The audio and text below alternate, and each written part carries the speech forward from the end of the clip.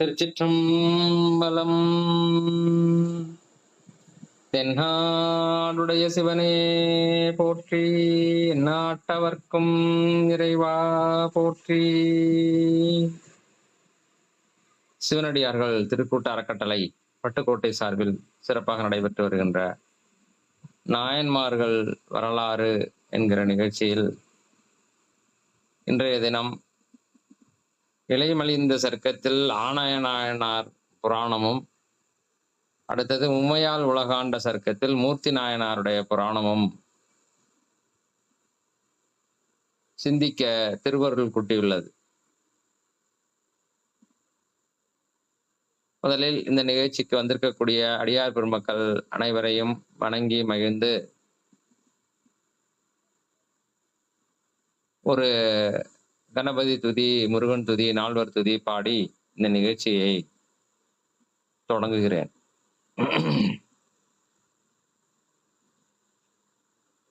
முதலில் கணபதி துதி. திருச்சிற்றம்பலம்.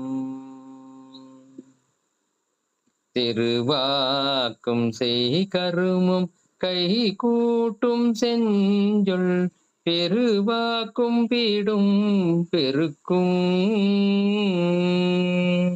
உருவாக்கும் ஆதலால் வானோரும் ஆனை முகத்தானை காதலால் கூப்புவர் தம் கை. ஆனை முகத்தானை காதலால் கூப்புவர் தம் கை. ஒரு முருகன் துதி. விழிக்கு துணை திருமின் மலர்பாதங்கள் மெய்மை குன்றா மொழிக்கு துணை முருகா எனும் நாமங்கள் முன்பு செய்த பழிக்கு துணை அவன் பன்னிரு தோளும் பயந்த தனி வழிக்கு துணை வடிவேலும் செங்கோடன் மயூரமுமே. நால்வர் துதி.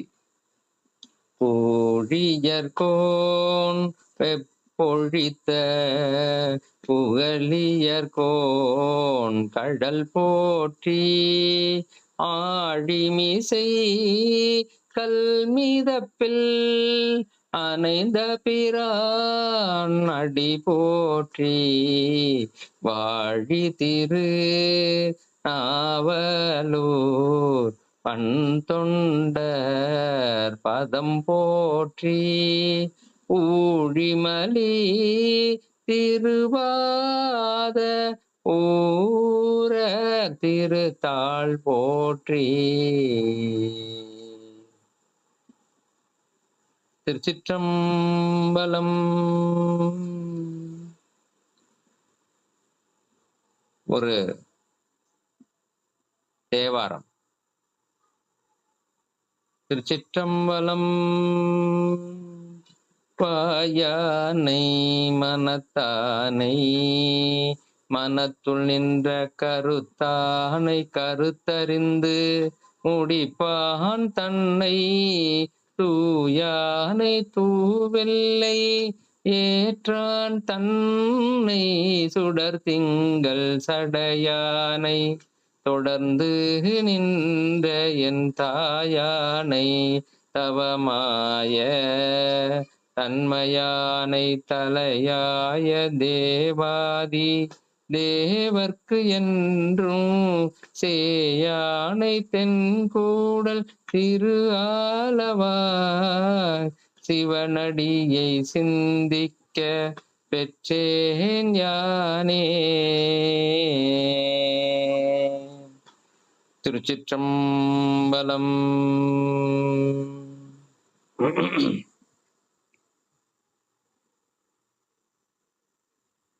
சிவனடியார்கள் திருக்கூட்ட அறக்கட்டளை பட்டுக்கோட்டை சார்பில் சிறப்பாக நடைபெற்று வருகின்ற நாயன்மார்கள் வரலாறு வரிசையில் இளையமலிந்த சர்க்கத்தில் இறுதியாக ஆனாயநாயனார் புராணமும், அடுத்ததாக மும்மையால் உலகாண்ட சர்க்கத்தில் மூர்த்தி நாயனாருடைய புராணமும் சிந்திக்க திருவருள் கூட்டியுள்ளது.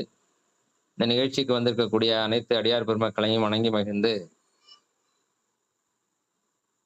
நாயனார் பெருமார்களுடைய புராணத்தை சிந்திப்போம். ஆனாய நாயனார். பொதுவாக நம்முடைய இதுல நிறைய நாயன்மார்களுடைய பெயர் என்பது இயற்பெயர் கிடையாது. அது காரண பெயர் தான் என்று பார்த்தோம். அதுபோல இவரும் ஆனாய நாயனார்ங்கிறது காரண பெயர் தான். ஆயர் குலத்தை சேர்ந்தவர், இடையர் குலத்தை சேர்ந்தவர். ஆயர் குலத்தை சேர்ந்தவர்கள், இடையர்கள் குலத்தை சேர்ந்தவர்கள் 2 பேர் இருக்காங்க. அது ஆடு, மாடு மேய்க்கிறவங்களும் ஆயர்கள்னு சொல்லுவாங்க. ஆடுகள் மேய்க்கிறவங்களும், மாடு மேய்க்கிறவங்களும் இதா இருப்பாங்க.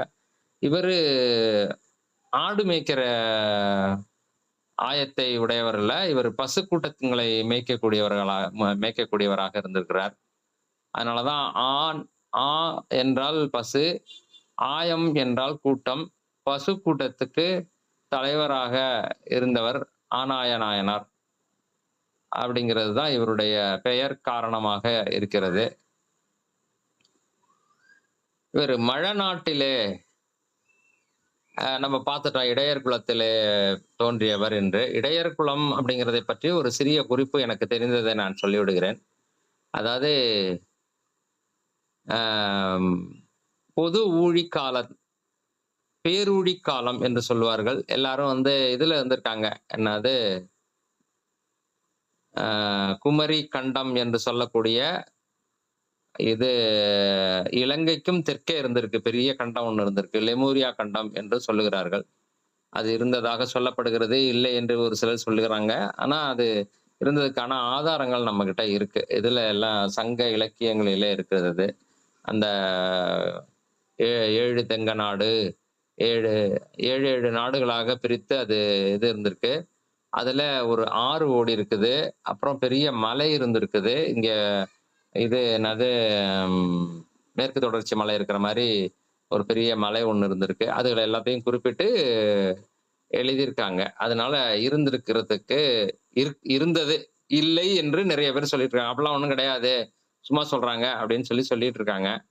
அந்த இதுல வாழ்ந்தவர்கள் தான் ஆதி மனிதர்கள். அவர்களிலிருந்து பிரிஞ்சது தான் ஒவ்வொரு குரூப்பும் அப்படிங்கிறது நம்முடைய பழைய புரிதல். அதை இல்லை என்று சொல்ல வேண்டும் என்பவர்கள் சொல்லிட்டு இருக்காங்க. ஓகே, அது இருக்கட்டும். அதுக்குள்ளார நம்ம போய் ரொம்ப மண்டைய உடைச்சுக்க வேண்டாம். இப்ப நான் என்ன சொல்ல வந்தேன் அப்படின்னா, அந்த பொது ஊழி காலத்தில் அல்லது பேரூழி காலத்துல எல்லாரையும் கொண்டுட்டு அலைக்கழிச்சு கொண்டுட்டு வர்ற அந்த கடல் வெள்ளம், சுனாமி மாதிரி வந்த அந்த இது என்ன பண்ணுது அப்படின்னா, மக்களை கொண்டுட்டு மரத்துல, மலையில கொண்டு தள்ளி விட்டுட்டு போயிடும். அங்கிருந்து தான் ஏன்னா சமவெளியிலேயோ, பள்ளத்தாக்குலயோ இருந்தவங்க யாரும் பிழைத்திருப்பதற்கு வாய்ப்புகள் இல்லை. ஏன்னா 2 நாள், 3 நாள் தண்ணி நிக்குதாம். நின்னு அதுக்கு பிறகுதான் வர்றதாக பைபிள்லயே அந்த கதையில எழுதியிருக்காங்க. அவரும் நாவாய்க்காரன் என்று சொல்லக்கூடிய கப்பல் கட்ட தெரிந்த ஒரு மனிதன். அவர்தான் நோவான்னு சொல்றாங்க அப்படின்னு சொல்லி ஒரு கருத்தும் இருக்கு. அதுதான் உண்மை. என்னுடைய புரிதல்ல. ஏன்னா அதை நான் கருத்தும் இருக்குன்னு சொல்றதுக்காக, ஆனா என்னுடைய புரிதல்ல அது உண்மை. மற்றவங்க அது இல்லை அப்படின்னு சொல்றாங்க. அப்போ அவருடைய அந்த நோவாவுடைய கப்பலும் போய் அராரத் மலை என்கிற மலையில தான் தரை தட்டி நின்றது அப்படின்னு அந்த இதுல பைபிள் கதையில சொல்றாங்க. இப்ப ரீசெண்டா எங்க அம்மா சொல்லிட்டு இருக்கும்போது கூட சொன்னாங்க. ஒரு ஒருத்தர் அவருடைய மனைவி 2 குழந்தைங்க அழைச்சுக்கிட்டு பீச்சில் நல்லா சந்தோஷமா ஆடிட்டு இருக்காங்க காலை நேரத்துல. திடீர்னு ஒரு பனைமரம் 2 பனைமரம் ஹைட்டுக்கு அலை வருகிறது. ஒண்ணுமே பண்ண முடியல. ஆளுக்கு ஒரு பக்கமா நின்றுட்டு இருக்காங்க. எல்லாரும் ஒருத்தர் பிடிக்க போறதுக்குள்ளார உள்ளுக்குள்ளார அடிச்சு போகுது. தண்ணிக்குள்ளார போயிடுறாங்க. அதுல இவருக்கு இருக்கணும்னு இருந்திருக்கு. கொண்டுட்டு இந்த மாதிரி பனை மரங்கள் அப்படியே ஒரு 1 1/2 2 அடி 3 அடி 4 அடி வளர்ந்துருக்கும் இல்லையா, அதுல கொண்டுட்டு அவரை தள்ளி விட்டுட்டு போயிடுச்சுது. எல்லாரையும் போய் தேடி பார்க்கும்போது அங்க யாரோ ஒருத்தர் தொங்கிட்டு கிடக்குறாரா, உயிரோட இருக்கிறாருன்னு கொண்டுட்டு போய் அவரை போட்டு காப்பாத்திட்டாங்க அவரை. பார்த்தா அவரு குடும்பம் இல்லை. அப்படி ஆயிடுச்சுது.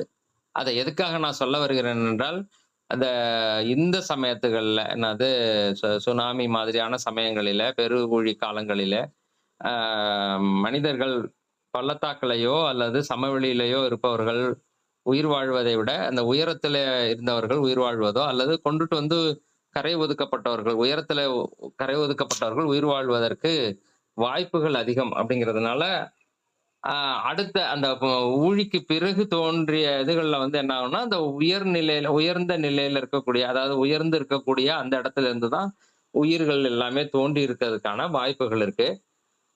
அப்போ அவங்களுக்கு பேரு குறவர்கள்னு பேரு. கொஞ்சம் பயம் இருக்கும்ல. அத அத எவ்வளோ கஷ்டத்த அனுபவிச்சு வந்திருப்பாங்க. கீழ போனோம்னா நமக்கு சுனாமி, கினாமி வந்தாலும் வந்துரும்டா. நம்ம இந்த இடம் தான் நமக்கு பாதுகாப்பு. இங்கேயே இருக்கலாம்னு சொல்லிட்டு, அங்கேயே கிடைக்கிறத சாப்பிட்டுக்கிட்டு வாழ்ந்துட்டு இருக்காங்க. அவங்களுக்கு குறவர்கள் என்று பெயர். அப்புறம் கொஞ்ச நாள் கழிச்சு அப்படியே ஆடு, மாடுகள எல்லாம் இது பண்ணிட்டு, அங்க காட்டுல இது மலை மேல வச்சுக்கிட்டு மேய்க்க முடியாது. அப்படி மெதுவா கீழ கொண்டுட்டு போவோம்ன்னு அழைச்சிட்டு வந்தவங்க ஒரு குரூப் வந்து அந்த மலை அடிவாரத்திலேயே இருந்து இது பண்ணிட்டு இருக்காங்க. சப்போஸ் ஏதாவது மழை, தண்ணி ஏதாவது வந்துச்சுன்னா நம்ம மேல ஏறிக்கலான்ற மாரி ஐடியால. அப்புறம் ரொம்ப காலம் ஆச்சு இது பார்த்தாங்க. ஒண்ணும் வரல. அதெல்லாம் வராதுடா இனிமே.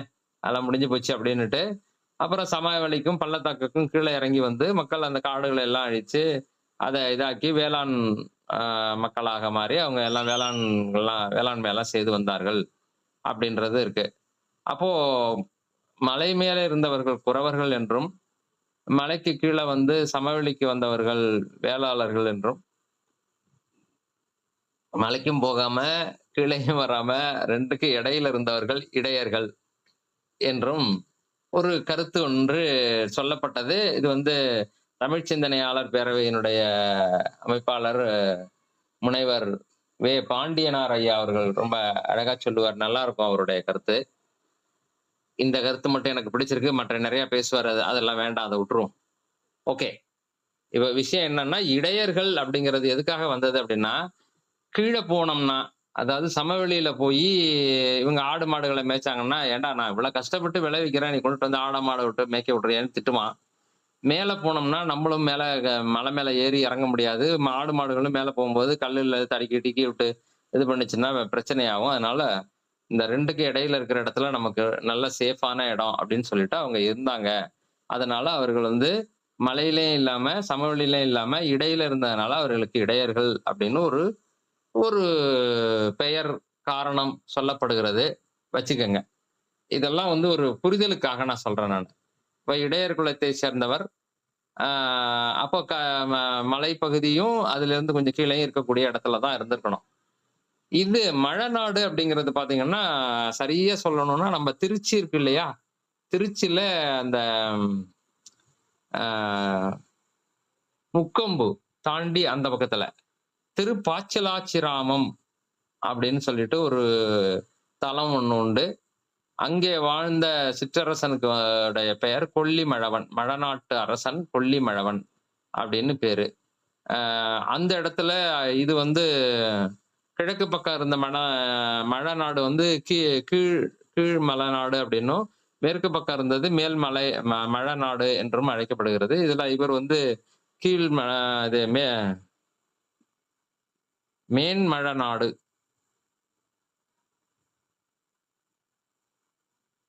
மேன்மழநாடுன்னா அது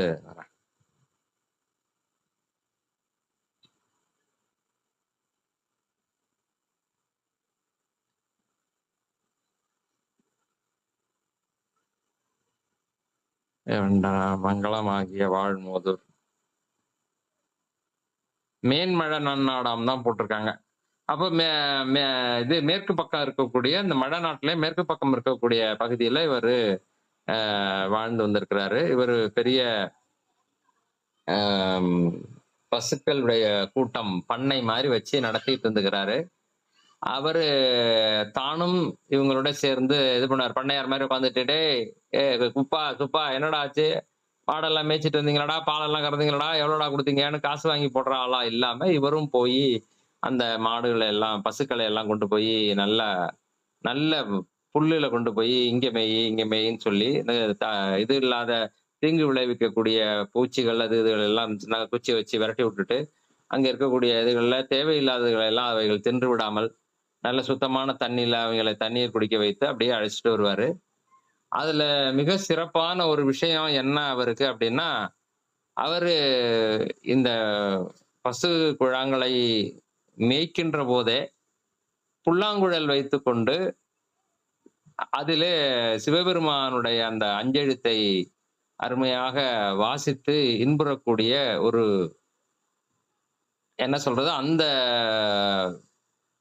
பேரும் உடையவர் அப்படின்னு சொல்றத விட, அந்த கலையிலே சிறந்தவராக இருந்திருக்கிறார். அப்படிங்கிறது ஒரு விஷயமாக இருக்கிறது. இன்னும் சொல்லணும் அப்படின்னா, உங்களுக்கு சிவபெருமானை நினைந்து செய்யக்கூடியவர்கள், ஒண்ணுமே தெரியாதவங்களா இருந்தாலும், அதுதான் உயர்ந்த கலை. எங்க ஐயா சிவகுமார் ஐயா ரொம்ப அழகாவே சொல்லுவாரு. "கலைமலிந்த சீர் நம்பி கண்ணப்பர்க்கரியன்." க கலைமலிந்த சீர் நம்பி என்ன எத்தன கலை தெரியும்? ஆய கலைகள் 64ம் தெரியுமா அவரு? ஆ இது பண்ணிட்டு இருந்தாரு. அரசனா முடிசூட்டி கன்னி வேட்டைக்கு அனுப்புறாங்க. அதுல பன்னிய இது பண்ண நெறைய கொல்றாருன்னு சொல்லிட்டு சேக்கிழார் சொல்றாரு. நெறைய அடிச்சு இது பண்றாரு. அந்த பன்றி தான் தொரத்திட்டு வருது. வந்து தான் பிடிக்கிறாங்க. அந்த பன்றிய அவரால இது பண்ண முடியல.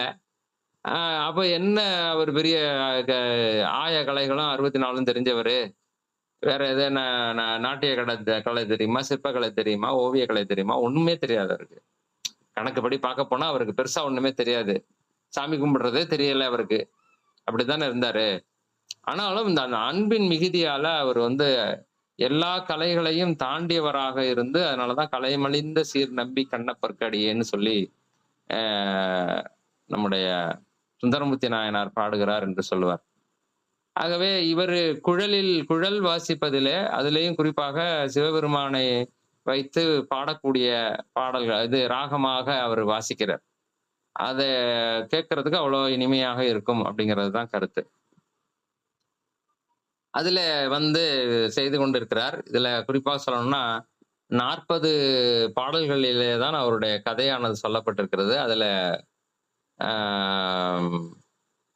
ரொம்ப முக்கியமாக சொல்லணும்னா, ஒரு 5 பாடல்களே அவரு வெளியில கிளம்பி அந்த என்னென்ன வேடங்கள் பூண்டு கொண்டு அவர் வந்து இது பண்றாரு அப்படிங்கிறதுக்கு ஒரு 5 பாடல் இருக்கு.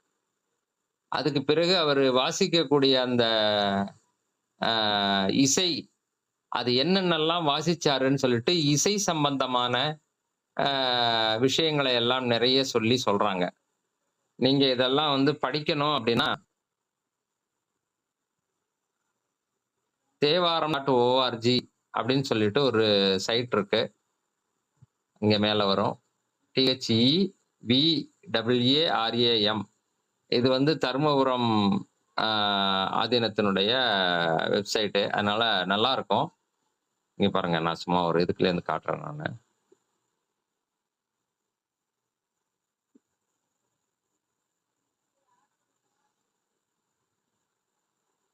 இந்த இடத்துல ஒரு 5 பாடல்கள்.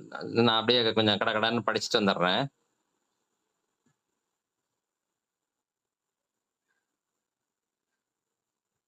இந்த இந்த கு த குழலை மூங்கில் குழலை எப்படி செய்கிறார்கள் என்பதை சொல்கிறார்.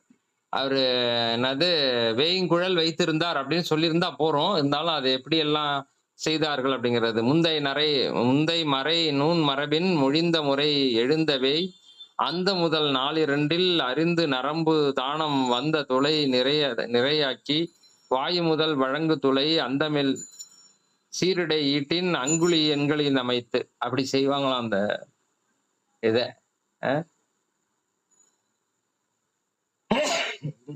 இறைவா சிவாய.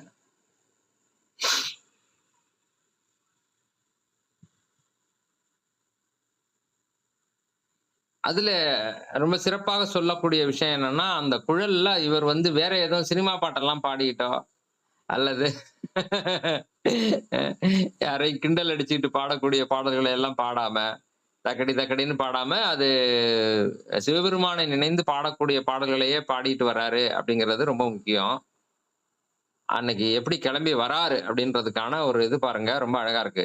"வாசமலர் பிணை பொங்க, நறுமணமுடைய மலர் மாலை விளங்கிக் காட்ட, தலையில் நாற்புறமும் உள்ள மயிரினைக் கோதி, தூக்கி மேலே கொண்டையாக முடித்து, அதன் மீது நெருக்க கட்டிய கன்னி மாலையை செருகி அத்துடன் பசிய இலையுடைய கொடியால் மிருதுவான வடமாக முறுக்கி அவ்வடத்தின் நறுவிழி மலர்களை இடைச்செருகி அதன் பின் பொற்காசுகள் கட்டிய மாலையை கயிற்றை கரிய கூந்தலின் புறமாக சுற்றி கட்டி எவ்வளவு அழகு பண்ணியிருக்கிறாரு பாருங்க.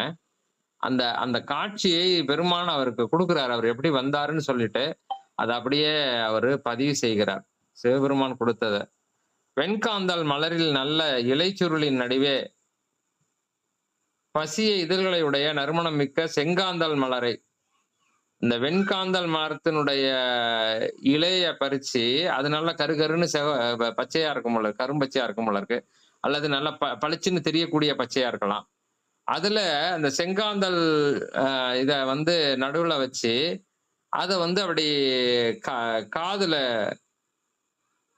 அணிந்து வளைந்த காதின் ஒளி விளங்க திண்மையான கோலமுடைய நெற்றியின் மீது அணிந்த திருநீற்றின் ஒளியானது கண்டோர் கண்கொண்டு காண நிறைவுற்று இன்னமும் ஆறாத வகையா திருமேனி முழுவதும் நிறைய நீர் அணிந்து அவர் வெளியே வருகின்ற கோலத்துக்கே 5 பாடல் கொடுக்கிறார். திருநீர் அறிந்த நிறைவுடைய மார்பில் நிறையாக முல்லை மலரினை கட்டிய நீண்ட வடம்போலும் மாலை தாழ்ந்து விளங்க பருத்த தோள்களின் மேல் அணிந்த நல்ல மலர் மாலைகள் மொய்த்து இறையும் மண்டினங்கள் நிறைந்து இசைபாட திருவரையில் உடுத்த மரவுரி ஆடையின் சேர அணிந்த தழைகள் மீது விளங்கிடும் உடையாகிய பூம்பட்டு பொலிவுற்று அசைய அப்படி வராரு. வந்து இவங்களோட சேர்ந்து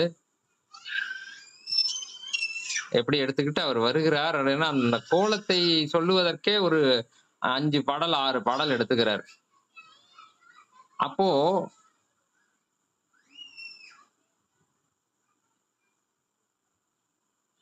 வந்து அவங்களுடைய அவர் தான் பெரிய பண்ணை வச்சிருக்கிறாரு. எப்பா வாங்கப்பா எல்லாரும் போய் பத்திரமா இதுகளை பசுக்களை மேய்த்துட்டு வருவோம் அப்படின்னு சொல்லி அவங்களையும் அழைத்து கொண்டு அந்த பசுக்கள் குழாங்களையும் அழைத்து கொண்டு அவர் வெளியே போறாரு. சென்று சேர்ந்த ஆணாயர் கையால் தொடுத்து செய்யப்பட்ட நறுமுடையமுடைய மாலையை போன்று நல்ல வாசனையுடைய பூக்கள் மலரும் கொத்துக்களை தொங்கவிட்டு பக்கங்களில் தாழ்ந்து விளங்கும் சடையுடைய சிவபெருமானை போல் நின்ற நறுமணமிக்க கொன்றை மரத்தின் மலர்ச்சியின் செவ்வி கண்டு உள்ளம் உருகி ஒருமைப்பாடு கொண்ட சிந்தையில் பெருகும் அன்பை தம்முடைய பெருமான் பால் வெள்ளமடை திறப்பது போன்று திறந்தார். வருகிறார். ஒவ்வொரு நாளும் பார்க்கிறதுதான். அன்னைக்கு என்னமோ தெரியல, அந்த கொன்றை மரத்தை பார்த்த உடனே அவருக்கு அப்படியே அன்பு மேலிட்டு எழுகிறது. குறிப்பாக கொன்றை மலர்ல நிறைய சிறப்புகளை சொல்லுவார்கள். அந்த கொன்றை மரம் வந்து இப்ப எப்படி அரச மரம், வேப்ப மரம், மாமரம் இதுக்கெல்லாம் ஒரு சிறப்புகள் இருக்கோ அது மாதிரி கொன்றை மரம் அதிகமாக இருந்ததுன்னா காற்றில் உள்ள நச்சுத்தன்மையை வந்து அதிகமா இழுத்து நன்மைகளை உண்டாக்கும் என்பது ஒரு கருத்து. அது 2 சமயத்துல பூ பூக்கும். ஒரு சமயத்துல பாத்தீங்கன்னா அப்படியே மரம் முழுக்க மஞ்சேன்னு கொத்து கொத்தா சரக்கொன்றையாவே இருக்கும். அந்த இது வந்து இதுகிட்ட வரும், என்னது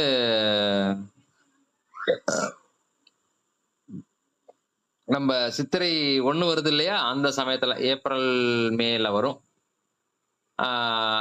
அப்போ பாத்தீங்கன்னா உங்களுக்கு பூத்தது ஒரு பூ கூட காயாகாது, வெறுமனே பூத்து நிற்கும். அது எல்லாமே வந்து ஆண் பூ, அது ஒரு பூ கூட காய்க்காது. அடுத்ததாக அதற்கு பிறகு ஒரு 6 மாசம் கழிச்சு கொஞ்சமா பூக்கும், அதிகமா இருக்காது, அங்கங்கே பூத்து இது பண்ணும். அது வந்து பெண் பூன்னு பேரு. அதுலதான் சடையா கருப்பு கருப்பா நல்ல நீட்டமா இது காய்கள் உண்டாகும்.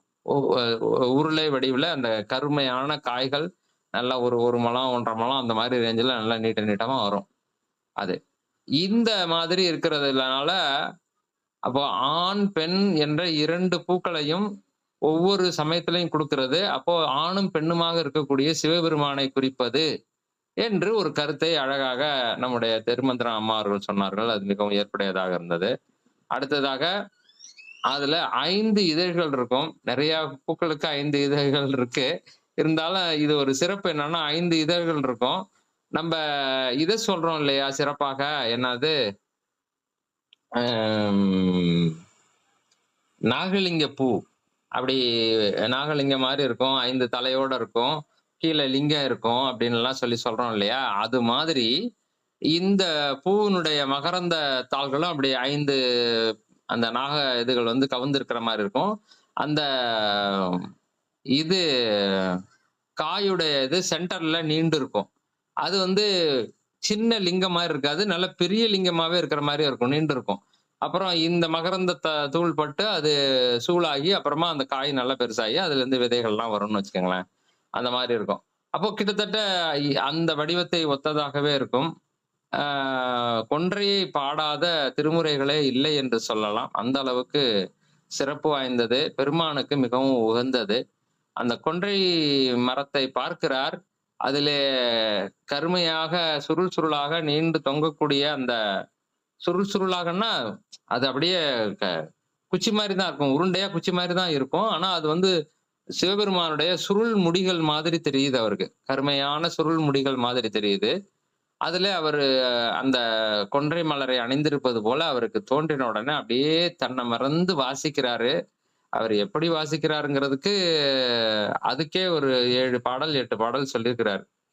அன்பு அது மேலும் பொங்கி எழுகின்ற அமுதம் போன்று இசையை தரும் குழல் ஓசையால் பெரிய பூதங்களின் படைகளுடைய தலைவனான சிவபெருமானின் எழுத்துகள் 5ஐயும் போற்றி செய்து தாம் முன்பு ஊதி வரும் அவ்வளவின் முறையாக இவ்வுலகின் எவ்வுயிரும் என்புள்ளே கரைந்து உருகுமாறு செய்யும் இனிய இசையுடைய வேங்குழலால் இசைக்கருவிகளில் என்னென்னலாம் பண்றாரு அப்படிங்கிறத. ஆனா இது வந்து தெரிஞ்சதுன்னா நம்ம இது பண்ணலாம். 7 விரல்கள் இடையீடுபட துளையிட்ட இனிய ஓசையுடை வேங்குழலினை ஆனாயனார் எடுத்து பூக்களில் தேனை உண்டிட படியும் வண்டு எழுவதும் இருப்பதும் போல அங்குள்ள துளைகளில் தமது விரல்களை வைத்து எடுத்து சுருதி பெற நிற்றலும் எழுதலும் ஆகிய இத்தன்மைகளை செய்து தூய பெரிய துளையில் பெருவாழ்வுடையரான நம் தலைவர் ஆனாயர் தமது வாயுதல் மேல் வைத்து ஊத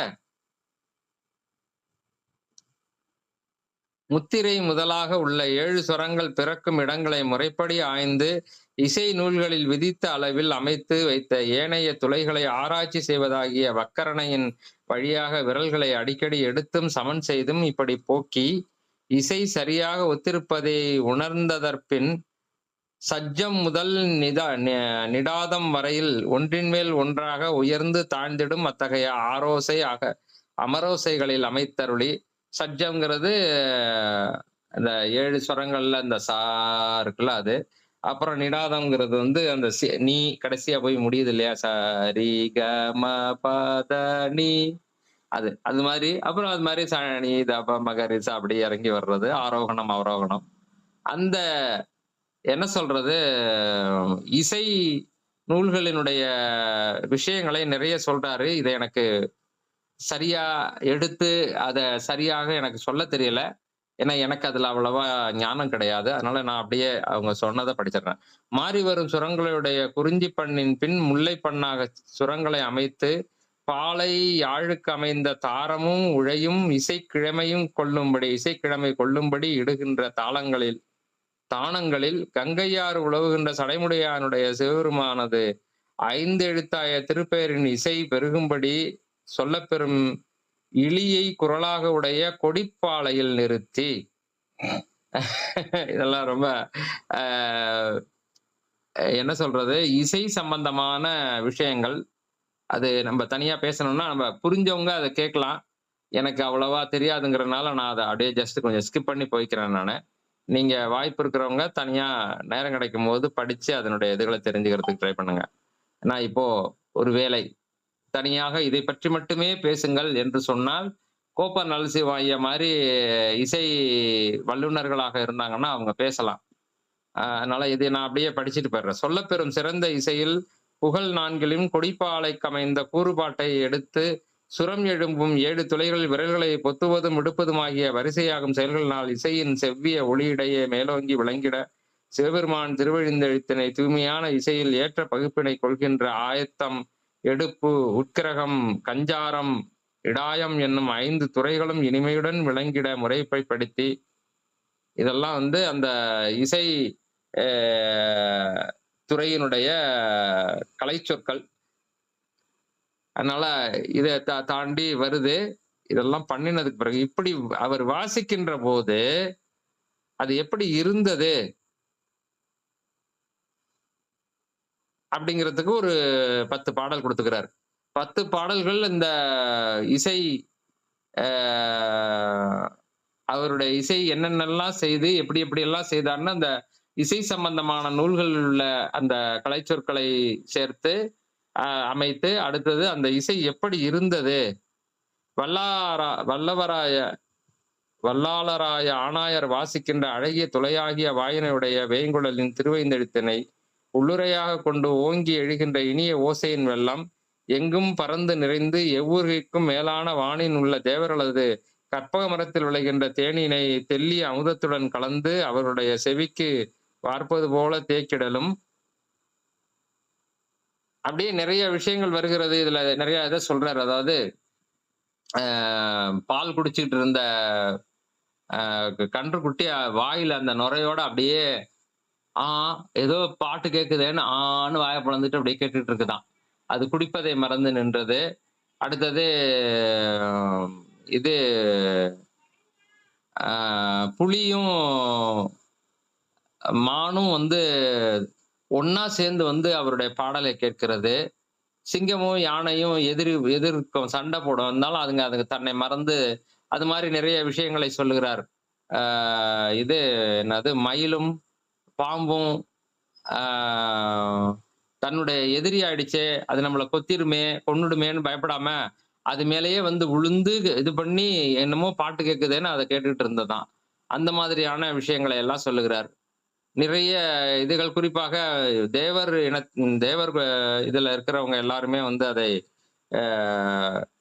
தன்னுடைய செயல்களை ஒழிந்து பார்த்தார்கள் என்று சொல்லுகிறார்.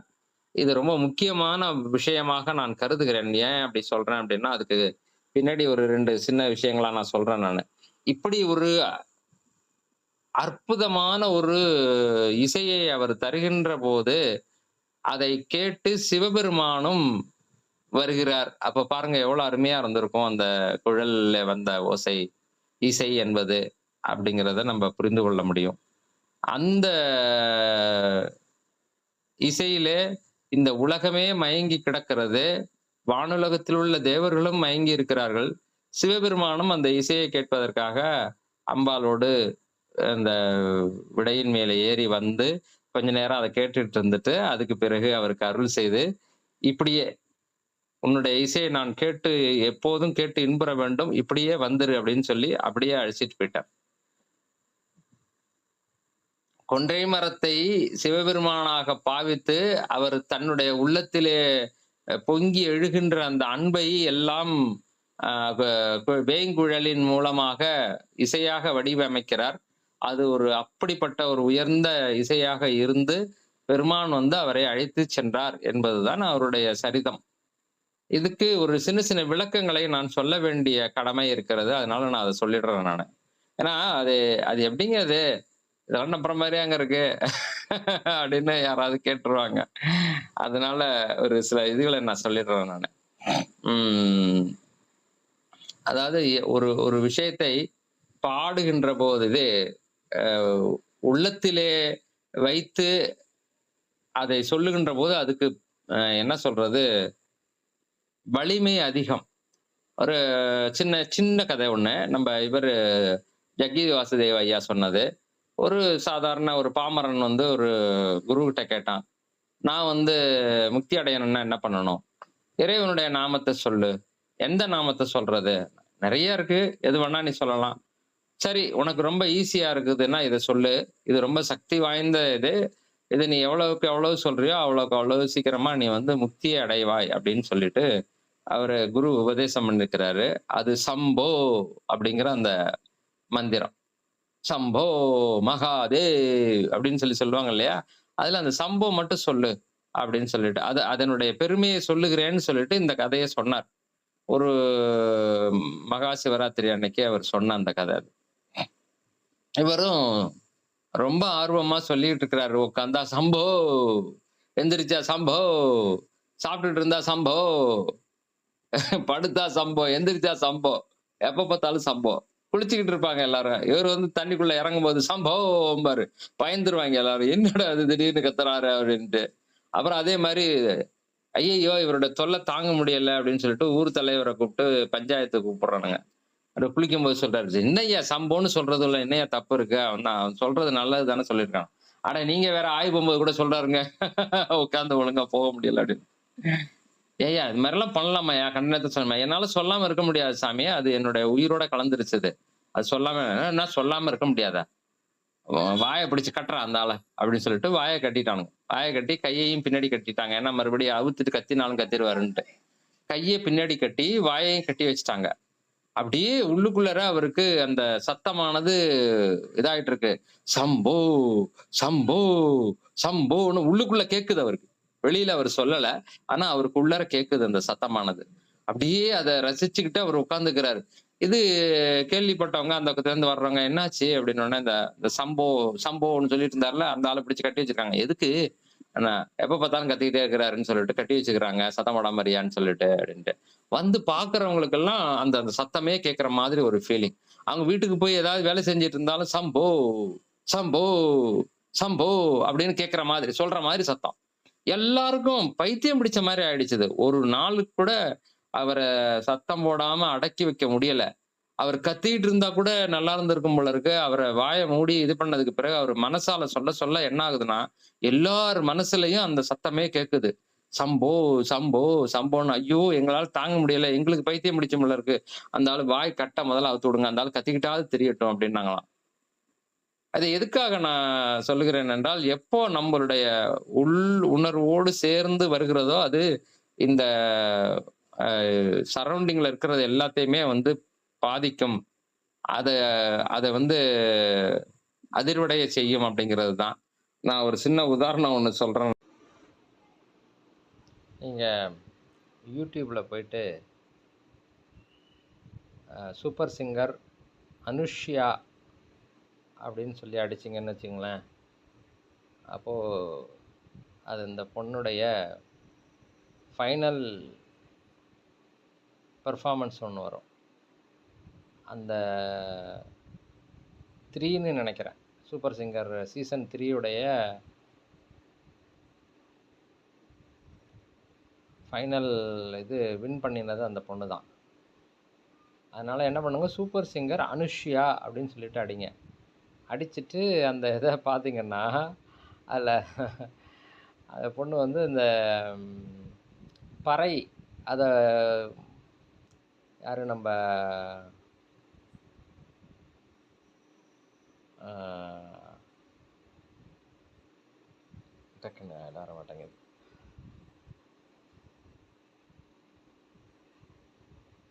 பறை, பறை, பறை அப்படின்னு சொல்லிட்டு வரும். அதில வந்து அந்த பாடல்ல வந்து அந்த பாடல எடுத்து பாடியிருப்பா அந்த பிள்ள. ஆம் புஷ்பவனம் குப்புசாமி. அவர் பேர் வாயில வரல. அவரு வந்து பாடியிருப்பாப்படி அந்த பாடல். அதுக்கு ராகவா லாரன்ஸ் நடிச்சிருப்பாப்படி. அதில வந்து வரும். என் அப்பனுக்கும் ஆத்தாளுக்கும் தாண்டவ கோனே, என் தப்பு சத்தம் கேக்குமையா தாண்டவ கோனே அப்படின்னு சொல்லி பாடுவாரு. நல்லாயிருக்கும் அந்த பாட்டு. அந்த அந்த பாடல அந்த பொண்ணு பாடுறா ரொம்ப அழகா. பாடி முடிச்சுட்டு ஒரு இடத்துல வந்து அந்த ஃபைனலா வருகின்ற போது என்ன சொல்றான்னா, ஒரு ஒரு டயலாக் வருது அதுக்குள்ளார. நான் எங்க பாட்டன் பூட்டன் இருந்த இடத்துக்கு போக போறேன். அம்மா வயித்துக்குள்ள இருக்கும்போது தெரியுமாமே ஒரு இருட்டு. அது எனக்கு தெரியுதுடா அப்படின்னு சொல்லணும். ஆனா அவளால சொல்ல முடியாது. அம்மா வயித்துக்குள்ள இருக்கும்போது தெரியுமாமே ஒரு இருட்டு அப்படின்னு சொன்ன உடனே அப்படியே பொங்கி பொங்கி பொங்கி அழுவா. அவளால முடியல. பிகாஸ் அது அப்படியே உணர்றா அந்த பொண்ணு. ஏதோ ஒண்ண உணர்றா.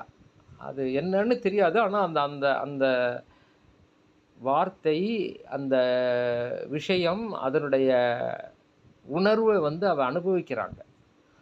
அப்படியே இது பண்ணிட்டு எனக்கு தெரியுது. அதனால பாட முடியாது அது. நல்லா சொல்லவே முடியாது. அந்த மாதிரி ஒரு இதா இருக்கும். நான் எதுக்காக இத சொல்றேன் அப்படின்னா, ஒரு விஷயத்தை நன்கு அனுபவித்து சொல்லுகின்ற போது நம்மால் அதை வந்து சொல்ல முடியாது. அது நமக்கே ரொம்ப இதுவாக இருக்கும் அப்படிங்கிறது ஒரு பக்கம் இருந்தாலும், அதை மீறி நம்ம சொல்லுகின்ற போது நம்ம சுற்றி இருக்கிறவங்களை எல்லாம் அது பாதிக்கும். எல்லாருக்கும் அந்த உணர்வை கொடுக்கும் அப்படிங்கிறது தான். இதை வந்து எப்படி எடுத்துக்கலாம் அப்படின்னா, நம்ம அருளாளர் பெருமக்கள்லாம் வந்து சிவன் அருள் நிலையில வந்து ரொம்ப உயர் நிலையில இருந்தாங்க. அவங்க அந்த நிலையில இருந்து சொன்னதுனால என்னாச்சு அப்படின்னா, இதெல்லாம் வந்து இப்படி ஆயிரக்கணக்கான வருடங்களை கடந்து இன்னும் எத்தனை ஆயிரக்கணக்கான வருடங்கள் இருக்குன்னுலாம் நமக்கு தெரியாது. நமக்கு தெரியாது. அதனால ஆனாய நாயனாருடைய குழல் ஊதி அவர் சாமியை வணங்கி இது பண்ணும்போது அந்த எல்லா மிருகங்களும் மயங்கி நின்றது. அவரை சுவாமி வந்து அழைச்சிட்டு போனார் அப்படிங்கிற அந்த கதையை கேட்கின்ற போது ஏதோ சிம்பிளாக எடுத்துக்கக்கூடாது. இது ஒரு மிக மிக உயர்ந்த நிலையில் அந்த உணர்வானது வெளிப்படுத்தப்பட்டிருக்கிறது அப்படிங்கிறத நாம் புரிந்து கொள்ள வேண்டும் என்பதற்காகத்தான் நான் இதை சொல்கிறேன். இதை பார்த்தனால தாங்க முடியாது. ஒரு 2 சொட்டாவது கண்ணீர் வந்துடும். முதல்ல பார்க்கும்போதே முடியல. அந்த பொண்ணு வந்து அதை அனுபவிக்கிறா. அம்மா வயித்துக்குள்ள இருக்கும்போது தெரியுமாமே ஒரு இருட்டு, அது எனக்கு தெரியுது, அவளால முடியல. அப்படியே இது பண்ணி எப்படி நம்ம பாக்குறவங்க எல்லாரையுமே வந்து அப்படியே உருக்குற மாதிரி இருக்குது. நான் அனுபவிச்சதை நான் சொல்றேன். நான் அது மாதிரி நிறைய பாடல்கள் இருக்குன்னாலும் இது வந்து எப்ப பார்த்தாலும் சரி, அது பார்த்தோம்னா என்னால கண்ட்ரோல் பண்ண முடியாது. அது நான் அந்த பொண்ணு எப்படி அனுபவிச்சாலோ அது மாதிரி நானும் அனுபவிச்சிருக்கிறேன்னு நினைக்கிறேன். எனக்கு தெரியல. அதனால எனக்கு அது ரொம்ப ரொம்ப டச்சிங்கா இருந்தது. அது மாதிரி என்ன ஆகுது அப்படின்னா, நம்ம உள்ளர இருந்து இது வந்து வெளியில நடிப்புக்காகவோ இதாகவோ சொல்றது கிடையாது. அது உள்ளர போய் உணரப்படுகிறது இந்த வார்த்தையானது. அதனால தன்னை மீறி அந்த உணர்வானது அப்படி வெளிப்படுகிறது. அப்போ ஆனாயர் நாயனார் வந்து சும்மா இது வாசிச்சாரு. கதையை படிக்கும்போது அப்படிதான் இருக்கும். ஆனாய நாயனார் வந்து புல்லாங்குழல் வாசிப்பாரு. அன்னைக்கு ஒரு நாள் அவர் புல்லாங்குழல் வாசிச்சிருக்கும் போது சாமி வந்தாரு, தூக்கிட்டு போயிட்டாரு அப்படிங்கிற மாதிரி நம்ம எடுத்துக்க கூடாது. அவர் வந்து எந்த மாதிரியான ஒரு உயர் நிலையில இருந்து தன்னை மறந்து அவரோடு கலந்து இந்த உலகத்துல இருக்கக்கூடிய அனைத்து ஜீவராசிகளுக்குள்ளரையும் அது அந்த அந்த அந்த ஓசையே நிலைக்கிற மாதிரி வாசிச்சு அதை கேட்டு பெருமானே எழுந்து வந்து அவரை ஆட்கொண்டார் அப்படிங்கிற அந்த மாதிரி ஒரு உயர்ந்த நிலையிலே நாம் புரிந்து கொள்ள வேண்டும் என்று கூறி ஆனாய நாயனாருடைய சரிதத்தை நிறைவு செய்து அடுத்ததாக மூர்த்தி நாயனாருடைய சரிதத்தை பார்க்க இருக்கிறோம்.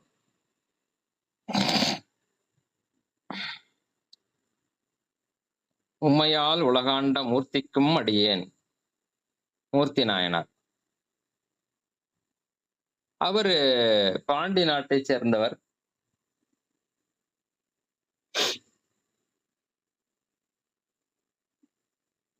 பாண்டி நாடு தொன்மை புகழ் பூண்டது பாண்டி நாடு அப்படின்ற அந்த வார்த்தையிலிருந்து என்னன்னா, ஆக்சுவலா பாண்டியன் அப்படிங்கிற அந்த வார்த்தையை வந்து பண்டையவன், பழையவன், ரொம்ப தொன்மையானவன் அப்படிங்கிறத குறிப்பதுதான்.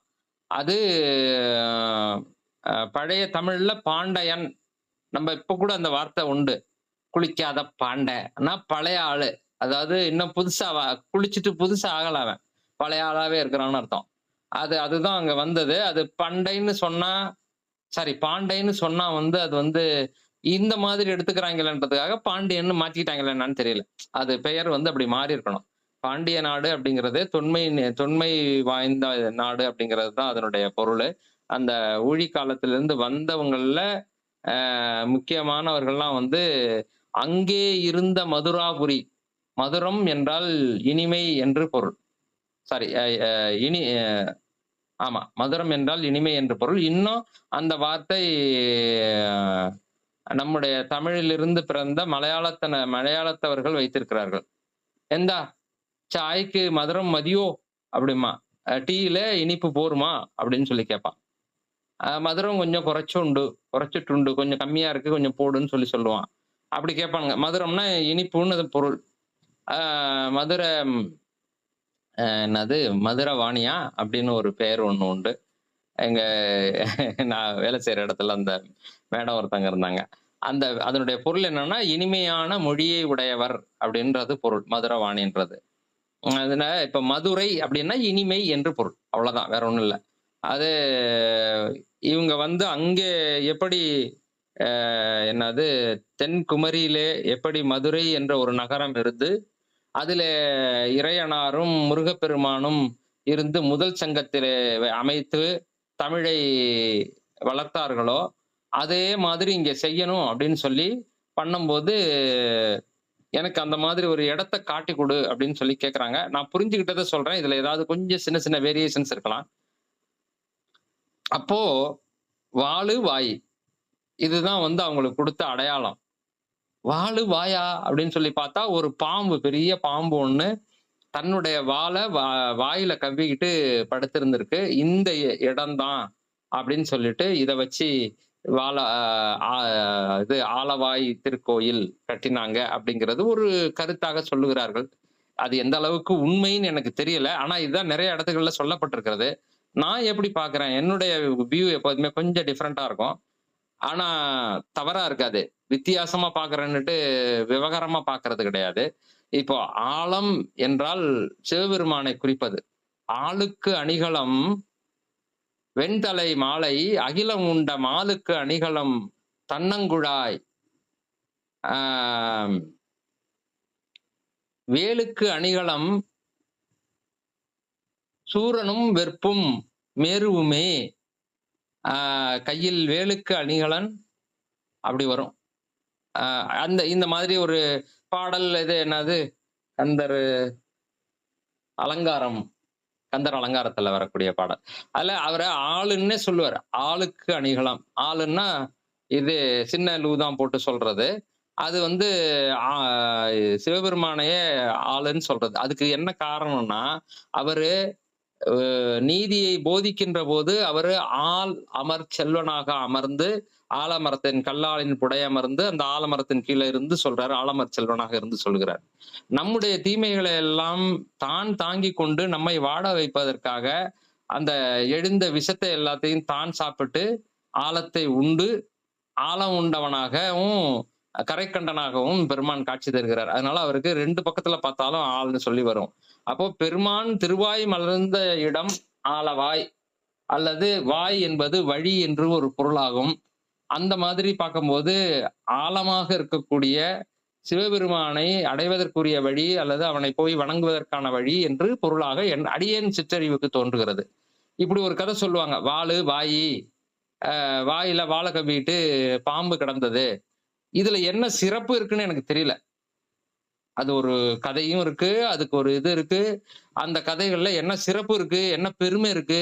இப்ப நான் சொன்ன விளக்கத்தையும் நீங்க சொல்லுங்க. அந்த வாயில கவ்விட்டு கிடந்தது. இது வந்து ஒரு இது அப்படின்னு சொல்றது வந்து ஒரு ஒரு ஒரு சிறுபிள்ளைத்தனமான ஒரு விளக்கமா தெரியல. எனக்கு அப்படி தோணுது. பரவாயில்ல. அது உண்மையிலேயே உயர்ந்த தத்துவமாக இருந்தால் எனக்கு சந்தோஷம். யாராவது தெரிஞ்சவங்க இருந்தா சொல்லுங்க. நான் தெரிஞ்சுக்கிறேன் நான். ஆக அந்த பண்டைய நாடு, தொன்மை நாடு, பாண்டிய நாடு, பாண்டியவர்கள் அப்படிங்கிறது தான் பாண்டியர்களா மாறினது அப்படிங்கிறது இந்த இதுல என்ன சொல்றது எவாலுவேஷன் ஆஃப் லாங்குவேஜ் இந்த மொழியானது கொஞ்சம் கொஞ்சமா இது பண்ணிட்டு வருகின்ற போது வளர்ந்து வருகின்ற போது அது கொஞ்சம் முன்னை பின்னையுமா திரிபு அடையும். அதுலதான் வந்தது பாண்டிய நாடுங்கிறது. அதுதான் உங்களுக்கு தெரியும். மதுரை சொல்லிட்டேன், ஆலவாய் சொல்லிட்டேன், பாண்டிய நாடு சொல்லிட்டேன். அதுல உங்களுக்கு எல்லாம் இடம் எங்கன்றது தெரியும். அதுல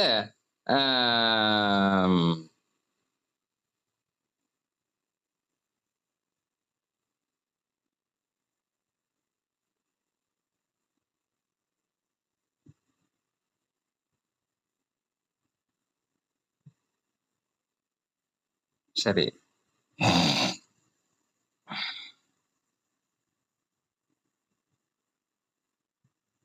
வணிக குலத்தை சேர்ந்தவர் மூர்த்தி நாயனார். இவருடைய இயற்பெயரே மூர்த்தி நாயனாரா இருக்க வேண்டும் என்று நான் நினைக்கிறேன். அது ஏன் அந்த சந்தேகம் எனக்கு வருகிறது என்றால், அவருடைய பெயர் வேற வேற பெயரா கூட இருந்திருக்கலாம். ஏன்னா இந்த இடத்துல மூர்த்தியார் தாம் அப்படின்னு ஒரு வார்த்தையை போடுறாரு. அதனால எனக்கு ஒரு சந்தேகம் வருது. என்ன மூர்த்தின்ற வார்த்தை வந்து பாத்தீங்கன்னா, ஆஹ் பெருமானுடைய அந்த உருவ திருமேனியை குறிக்கக்கூடியது மூர்த்தம். மூர்த்தம் என்று பெயர். உருவ திருமேனியை குறிக்கிறது. அந்த உருவத்திலே இருக்கக்கூடிய பெருமானை மூர்த்தி என்று சொல்வார்கள். அப்ப சிவமே இந்த வடிவத்துல வந்திருக்கு அப்படிங்கிறதுனால அதை மூர்த்தி என்று சொல்லுதல். இப்போ இது கருவறையில இருக்கக்கூடிய சாமிக்கு மூலவர் என்று பெயர். வெளியில வரக்கூடியவருக்கு உற்சவர் அல்லது உற்சவ மூர்த்தின்னு பேர். உற்சவ மூர்த்தி, அவர் மூலவ மூர்த்தி, அவ்வளவுதான். அப்ப மூர்த்தின்னா உள்ள இருக்கக்கூடிய பெருமான், வெளியில வரக்கூடிய பெருமான் அப்படின்றதுதான் பேரு. அப்போ இன்னொரு இது பழமொழியும் உண்டு இல்லையா? மூர்த்தி சிறிதாக இருந்தாலும் கீர்த்தி பெருசு, மூர்த்தி சிறுசு கீர்த்தி பெருசு அப்படின்னு சொல்லிட்டு ஒரு பழமொழி ஒண்ணு உண்டு. அந்த மாதிரியும் பார்க்க போனா பெருமானுடைய உருவம், அதாவது இந்த உருவத்திலே இறைவன் வந்திருக்கிறார் என்றால் அதை மூர்த்தி என்று சொல்லுதல் சரியாக இருக்கும். மூர்த்தி என்பதற்கான விளக்கம் எனக்கு தெரிஞ்சதுதான். அதனால அப்படியே சிவன் வந்து இந்த வடிவத்திலே வந்தது போல அவர் வாழ்ந்ததனாலே இருந்ததனால அவருக்கு மூர்த்தியார் என்ற காரண பெயராக கூட இது அமைந்திருக்கலாம் என்பது அடியனுடைய தாழ்மையான கருத்து. அவரு என்ன செய்யறது? எது செய்யணும்னாலும் செய்யலாம். நம்ம இவரு மாணிக்கவாசகர் சொல்ற மாதிரி என்னது, இன்னிசை வீணையர் யாழினர் ஒருபால் இருக்கொடு தோத்திரம் இயம்பினர் ஒருபால் துண்ணிய பிணை மலர் கையினர் ஒருபால் தொழுகையர் அழுகையர் துவல்கையர் ஒருபால் சென்னியில் அஞ்சலி கூப்பினர் ஒருபால். அதே மாதிரி பெருமானுக்கு எந்த விதத்துல வேண்டுமானாலும் நாம் சேவை செய்து அவனுடைய அன்புக்கும் இதுக்கும் பாத்திரமாகலாம்ன்றத நம்ம நிறைய பார்த்துக்கிட்டே வர்றோம். அதுல குறிப்பாக கூலிய கலைய நாயனார் என்ன பண்ணாரு?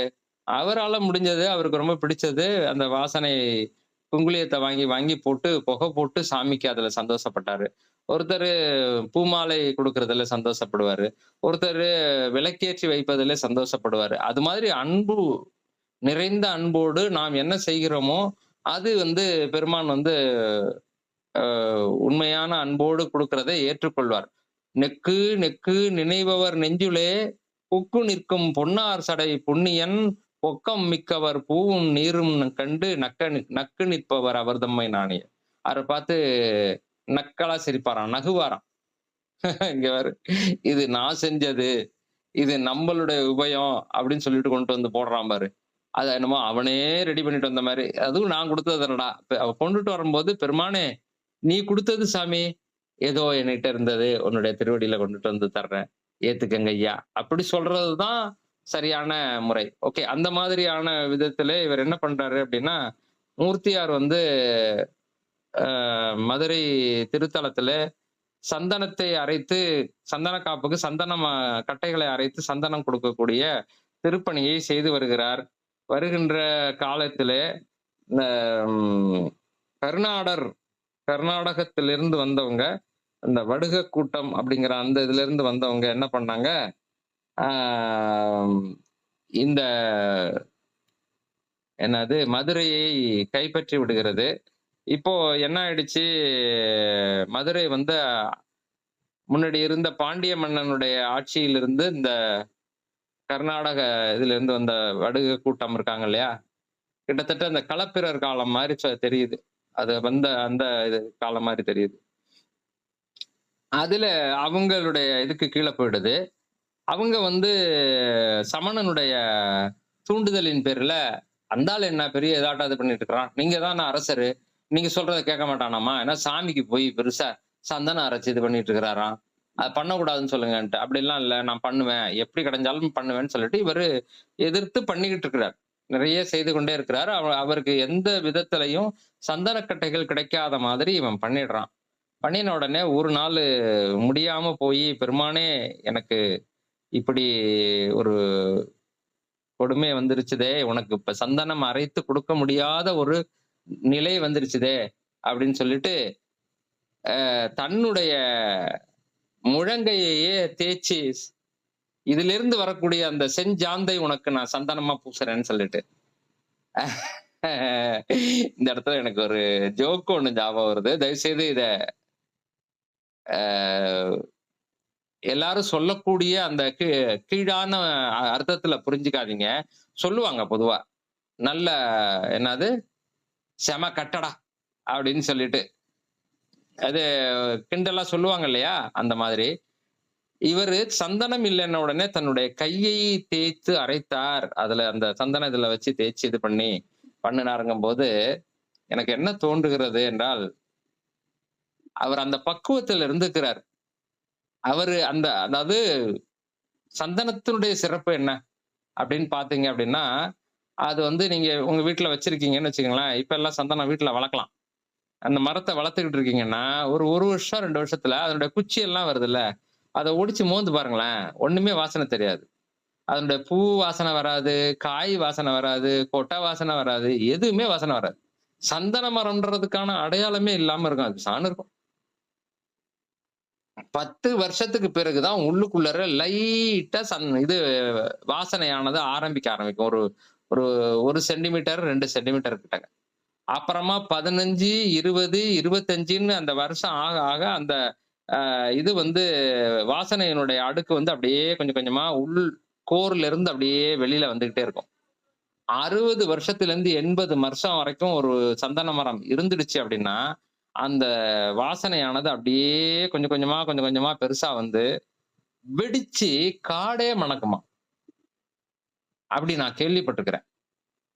அப்ப அந்த அளவுக்கு ஒரு அ இது இது உள்ளது. அப்போ சிவபெருமானுடைய அந்த உணர்வுகளால இவரு சந்தன மரமாகவே ஆகியிருக்கிறார். நான் இப்படி பார்க்கிறேன். வித்தியாசமான வியூல பார்க்கிறேன் அவ்வளவுதான். நீங்க போட்டு கொஞ்சம் குழப்பிக்க வேண்டாம். அவர் என்ன பண்றாரு, சந்தானம் கிடைக்கலன்ன உடனே தன்னுடைய முழங்கையை வைத்து அந்த சந்தன இதுல தேய்ச்சு இது பண்ணி தன்னுடைய ஆ இது கையில உள்ள தோலெல்லாம் பிஞ்சு, நரம்பெல்லாம் வந்து அந்த சதையெல்லாம் வெளியில வந்து ரத்தம் வந்து அந்த அளவுக்கு ரொம்ப உண்மை செய்ய வல்ல அமன் குண்டரில் போது போக்கும் வன்மை கொடும் பாதகன் மாய்ந்திட வாய்மை வேத நன்மை திருநீற்று உயர் நன்னறி தாங்கு மேன்மை தன்மை புவிமன்னரை சார்வதென்று சார்வார்.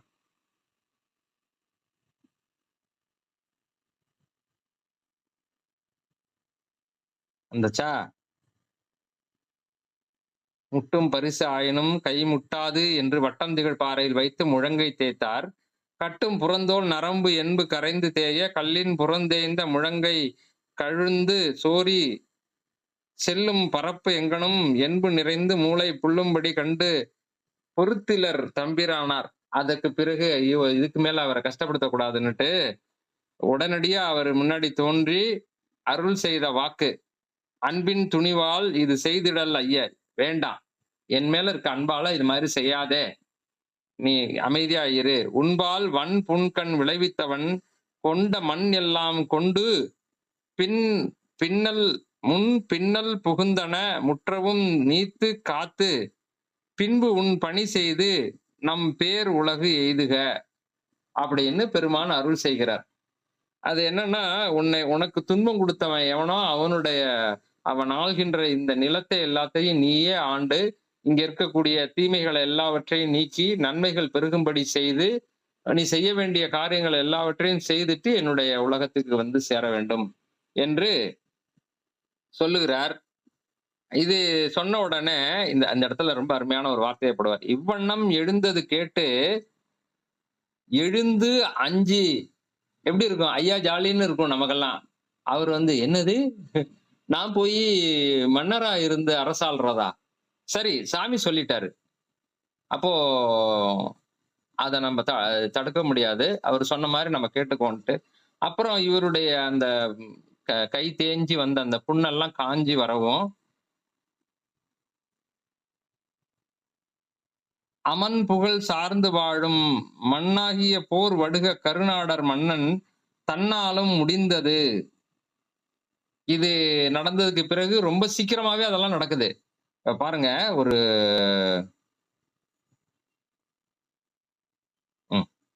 இது வந்து திருமந்திரத்திலிருந்து எடுத்திருக்கிறோம் நாங்க ஒரு இதுக்காக. இதுல என்ன இது சொன்னா, ஈசன் இதயம் கலங்கிட தேசமும் நாடும் சிறப்பும் அழிந்திடும். வாசவன் பீடமும் மாமன்னர் பீடமும் நாசமதாயிடும் நம் நந்தி ஆணையே. அப்போ எவ்வளவு பெரிய அடியார் அவரு. அதாவது சிவமே அந்த மூர்த்தியாக அந்த வடிவம் எடுத்து வந்திருக்கக்கூடிய அளவுக்கு அவரை பெருமையாக சொல்லுகிறார். அவர் மனசு வெந்து நொந்து இது பண்ணாருன்னா என்னத்துக்கு ஆகும்? அப்போ எவ்வளவு சீக்கிரம் முடியுமோ அவ்வளவு சீக்கிரம் அவன் இறந்துடுறான். அடுத்தது இன்னொன்னு வந்து, முன்னவனார் கோயில் பூசைகள் முட்டிடின் மன்னருக்கு தீங்குல வாரி வளங்குன்றும் கண்ணங்களவு மிகுத்திடும் காசினி என்னரு நந்தி எடுத்துரைத்தானே. அதே மாதிரி பத்தர்கள் தத்துவ ஞானிகள் சித்தம் கலங்க சிதைவுகள் செய்தவர் அத்தமும் ஆவியும் ஆண்டொன்றில் மாண்டிடும் சத்தியம் ஈது சதானந்தி ஆணையே. இதெல்லாம் வந்து திருமந்திரத்திலிருந்து எடுத்த பாடம்.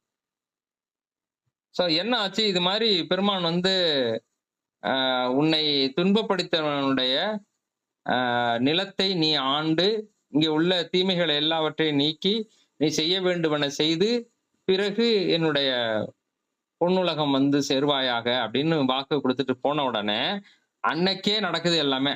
அவன் அன்னைக்கே இறந்து போயிடுறான். அப்புறம் இப்போ என்ன பண்றது?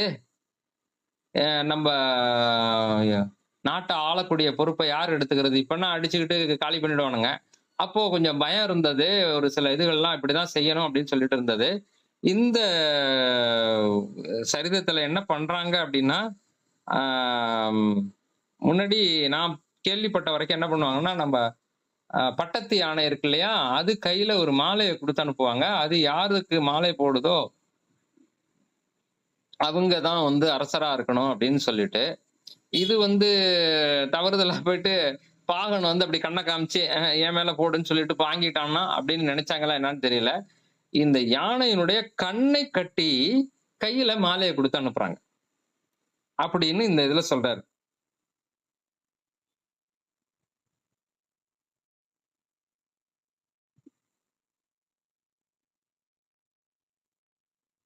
வேடம் கண்கட்டி விட்டால் மற்ற கை வரை கை கொண்டார் மண் காவல் கை கொள்வார் என்று செம்மான் வினை அர்ச்சனை நூல் முறை செய்து தோளால் இம்மாநிலம் ஏந்த ஓர் ஏந்தலை ஏந்துக என்று பெய்மா முகில்போல் மதம்பாய் பெருகோடை நெற்றி கைமாவை நறுந்துகில் கொண்டு கண் கட்டி விட்டார். அந்த யானைக்கு கண்ணை கட்டி கையில மாலையை கொடுத்து அனுப்பிச்சிடுறாங்க.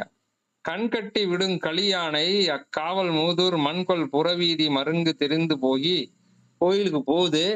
கோயில்ல இருந்து அவரு வெளியில வராரு. அவருக்கு மாலையை போட்டு அவர் அப்படியே தூக்கி தோல் மேல உட்கார வச்சுக்கிட்டு வருது இந்த யானையானது.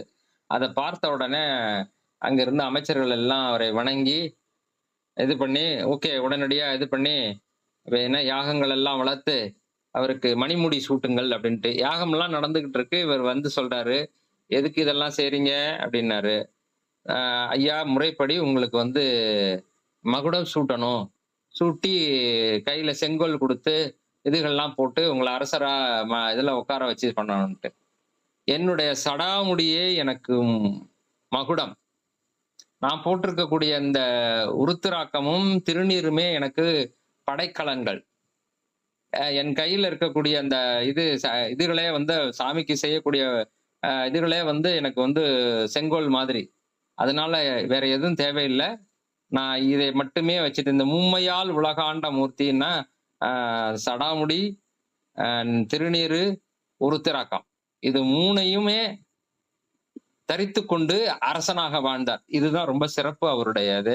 அரசனாக வாழ்ந்தவர்னா உடனே எல்லாம் நல்லா பட்டுக்கிட்டு இது என்னது மேல நல்லா ஜக ஜகன்னு இது தங்கத்தாலையும் வைரத்தாலையும் அலங்காரம் பண்ணிட்டு எல்லாம் தெரியல. அவர் ரொம்ப சாதாரண சிவனடியாராகவே கடைசி வரைக்கும் இருந்து அவர் செய்ய வேண்டிய அனைத்து காரியங்களையும் செய்து சிவனடி சேர்ந்தார் என்பது மூர்த்தி நாயனாருடைய வரலாறு. இதுல ஏதோ சொல்லணும்னு தோணுச்சு, மறந்துட்டேன். சரி, ஓகே. உங்களுடைய சந்தேகங்கள் ஏதாவது இருந்தா கேளுங்க. கடைசியா சொல்லலாம்னு ஏதோ வச்சிருந்தது தான் ஞாபகம்.